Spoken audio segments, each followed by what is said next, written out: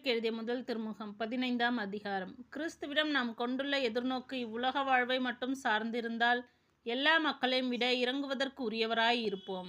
ஆனால் இப்போதோ இறந்த கிறிஸ்து உயிருடன் எழுப்பப்பட்டார். அவரே முதலில் உயிருடன் எழுப்பப்பட்டார்.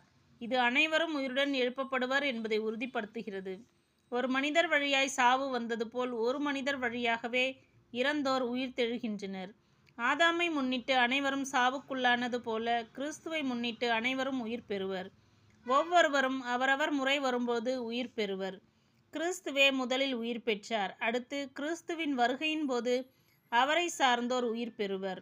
அதன் பின்னர் முடிவு வரும். அப்போது கிறிஸ்து ஆட்சியாளர், அதிகாரம் செலுத்துவோர், வலிமையுடையோர் ஆகிய அனைவரையும் அழித்துவிட்டு தந்தையாகிய கடவுளிடம் ஆட்சியை ஒப்படைப்பார். எல்லா பகைவரையும் அடிபணிய வைக்கும் வரை அவர் ஆட்சி செய்தாக வேண்டும். சாவே கடைசி பகைவன், அதுவும் அழிக்கப்படும். ஏனெனில் கடவுள் எல்லாவற்றையும் அவருக்கு அடிபணிய செய்தார். ஆனால் எல்லாம் அடிபணிந்தன என்று சொல்லும்போது அனைத்தையும் கிறிஸ்துவுக்கு அடிபணிய வைக்கும் கடவுளைத் தவிர மற்றவை யாவும் அடிபணிந்தன என்பது தெளிவாகிறது. அனைத்துமே மகனுக்கு அடிபணியும் போது தமக்கு அனைத்தையும் அடிபணிய செய்த கடவுளுக்கு மகனும் அடிபணிவார். அப்போது கடவுளே அனைத்திலும் அனைத்துமாயிருப்பார். மேலும் இறந்தோருக்காக சிலர் திருமுழுக்கு பெறுகிறார்களே, ஏன் அப்படி செய்கிறார்கள்? இறந்தோர் உயிருடன் எழுப்பப்படுவது இல்லை என்றால் அவர்களுக்காக திருமுழுக்கு பெறுவானேன்? நாங்களும் எந்நேரமும் ஆபத்திற்குள்ளாவதேன்? நான் நாள்தோறும் சாவை எதிர்கொள்கிறேன். அன்பர்களே, நம் ஆண்டவர் இயேசு கிறிஸ்துவின் அடியான் என்னும் முறையில் நான் உங்கள் மேல் கொண்டுள்ள பெருமையின் மீது ஆணையாக இதை சொல்கிறேன். நான் எபேசுவில் கொடிய விலங்குகளோடு போராடினேன். மனித முறையில் அதனால் எனக்கு வரும் பயன் என்ன?